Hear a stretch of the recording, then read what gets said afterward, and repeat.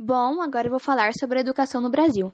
O Brasil gasta, em média, anualmente, 6% do produto interno bruto para a educação, o que é um valor superior à média dos países que compõem a OCDE, a Organização para a Cooperação e Desenvolvimento Econômico, que é de 5,5%.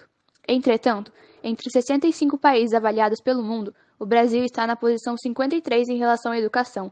O relatório Aspectos Fiscais da Educação no Brasil, feito pelo Ministério da Fazenda, diz que apesar da forte pressão social, a elevação do gasto na área da educação, existem evidências de que a atual baixa qualidade não se deve à insuficiência de recursos. Tal observação não é específica, tendo em vista que já é estabelecida na literatura sobre o tema a visão de que políticas baseadas na ampliação de insumos educacionais são em geral ineficazes, ou seja, o problema no Brasil não está no volume dos gastos, mas sim na necessidade de aprimoramento de políticas e processos educacionais. A precariedade na educação é um dos grandes problemas sociais do país. Isso porque há crianças que ainda não têm acesso ao ensino formal ou as escolas que frequentam estão lotadas e oferecem poucas condições, principalmente escolas públicas. A educação no Brasil está longe de ser perfeita. Ainda existem muitas crianças e adultos analfabetos. Por isso, deve-se investir na educação, porque investir na educação é investir no futuro da sociedade e, consequentemente, no futuro do país. A valorização do professor é um dos primeiros passos para a melhoria da educação brasileira, porque os professores no Brasil são extremamente desvalorizados. Muitos recebem um salário abaixo da renda mínima e existem até alguns que dão aulas de disciplinas das quais não receberam formação. Por isso, para que a educação brasileira melhore, é preciso que os professores sejam mais valorizados, pois eles são a base da educação. Bom, mesmo que pareça que não, ainda há muita desigualdade racial presente no mundo inteiro. Embora esteja diminuindo bastante, ainda existe, principalmente nas escolas. Por exemplo, mesmo que a taxa de matrícula seja uma diferença minúscula, jovens negros têm menos desempenho escolar do que jovens brancos. Eles são piores nas provas, são repetentes, têm muito mais chances, sabe, de aluno negro ser repetente do que alunos brancos. E também 75% entre os 10% mais pobres do Brasil são negros, entendeu? Eles têm uma probabilidade maior de estarem em escolas com condições inferiores a uma escola normal ou estarem fora de escola. E mesmo que esse tema de desigualdade racial é complexo e há inúmeros fatores socioeconômicos e históricos externos que explicam a diferença observada em sala de aula, mas há também estudos que mostram também a ajuda dos professores sobre isso, sabe, contribuindo para a desigualdade. Por exemplo, em 2016, fizeram uma pesquisa nos Estados Unidos e todos os professores, incluindo professores negros e brancos, falaram que há uma probabilidade maior de aluno branco se dar bem na vida e negro não. E também teve um estudo no Brasil que mostra, foi em 2009, que identificaram uma diferença significativa entre a nota dada aos alunos na escola e o desempenho avançado no Saresp. Então, mesmo que estudantes negros e pardos tenham aceitado as mesmas questões, a mesma quantidade que alunos brancos, os alunos brancos ainda recebem, em média, notas maiores do que os alunos negros. Bom, eu vou falar sobre o Enem 2020, que eu acredito que seja um grande exemplo de desigualdade. E esse ano o Enem, não só esse ano, ele está sendo muito discutido por conta de que o Ministério da Educação quer fazer uma prova em meio de uma pandemia. O que o Enem significa? Enem significa Exame Nacional do Ensino Médio. Ele foi criado pelo Ministério da Educação e Cultura, que no caso é o MEC, para testar o nível de aprendizado dos alunos que concluíram o ensino médio. E o Enem é uma prova muito concorrida, que mais de milhões de pessoas fazem, e é uma prova muito extensa e difícil de se passar. Esse ano, mesmo com a quarentena, eles soltaram as inscrições e incrível que está tudo paralisado. E o problema não é quarentena, o problema é que o Ministério da Educação está fingindo normalidade quando nada está bem.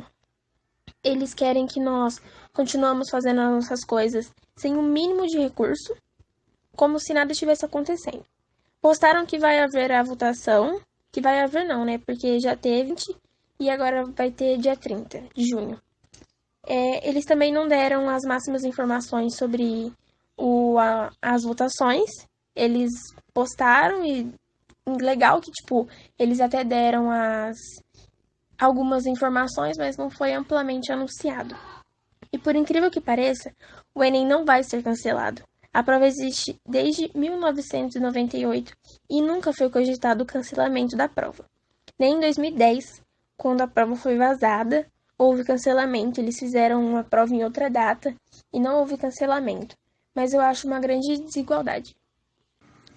A questão da desigualdade em nosso país está sendo evidenciada pela campanha Que Brasil Você Quer para o Futuro, vinculada por uma emissora de televisão pela qual o telespectador apresenta sua percepção das desigualdades e do que pode ser feito para combatê-las. A maioria dos depoimentos pede menos corrupção e mais saúde, educação, cuidado com o meio ambiente e tolerância entre as pessoas. O tema educação está entre os mais citados. A dicotomia entre igualdade e desigualdade no ensino costuma ser relativizada pelos nossos governantes e legisladores, através de leis e decretos, mas isso não é suficiente para eliminar esse fosso. Sabemos que os investimentos no setor da educação são elevados. Entretanto, o governo é incapaz de implementar planejamento estratégico eficiente e que ofereça mais igualdade no acesso e na qualidade da educação, como ocorreu em países como Finlândia e Coreia do Sul, por exemplo. Os motivos e as dificuldades para combater a causa dessa desigualdade são muitos, e um dos caminhos poderá ser investir na formação e qualificação do docente para se ter um ambiente escolar estruturado. É um bom começo e servirá para atrair os alunos. O preparo do professor e os recursos disponíveis para realizar seu ofício devem ser adequados para a região onde ele está inserido. Transporte, merenda e material escolar de qualidade também devem atender às necessidades dos alunos. Recursos e tecnologias para equilibrar interesses do mundo da educação com o do trabalho são vitais, mas não adianta levar a tecnologia avançada para uma região cujas escolas não dispõem, às vezes, de banheiros adequados e nem mesmo de telhado. É claro que esses alunos não terão condições de assimilar o aprendizado. Deve-se ter em mente que a nossa Constituição, no seu artigo 5º, diz que todos são iguais perante a lei. Mas na prática, esta não é a realidade. Urge iniciar essa transformação pela educação infantil e pelo ensino básico, e isso será um desafio para toda a sociedade em um longo caminho a ser trilhado. É bom lembrar que uma escola não precisa ser necessariamente sinônimo de ostentação, mas que essa deverá promover uma educação digna e decente. O governo gasta milhões de reais com o ensino superior. Por que não destinar também parte para o ensino básico? O ensino superior é fundamental sim, mas é preciso dividir melhor o bolo.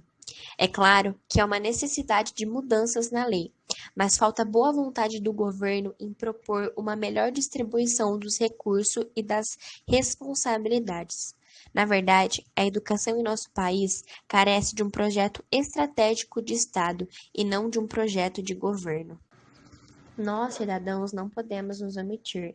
Temos o direito e o dever de cobrar do governo iniciativas daqueles que se comprometeram com a causa da educação e são eleitos com essa promessa. Estamos numa excelente oportunidade para ajudar o país a encurtar o imenso abismo existente na formação de nós jovens. Devemos exigir que a distância entre os desiguais seja reduzida, mas de forma planejada e duradoura. Eu, como brasileira, e aluna, acredito nisso. Não podemos admitir que coexistam escolas de primeira e segunda classe.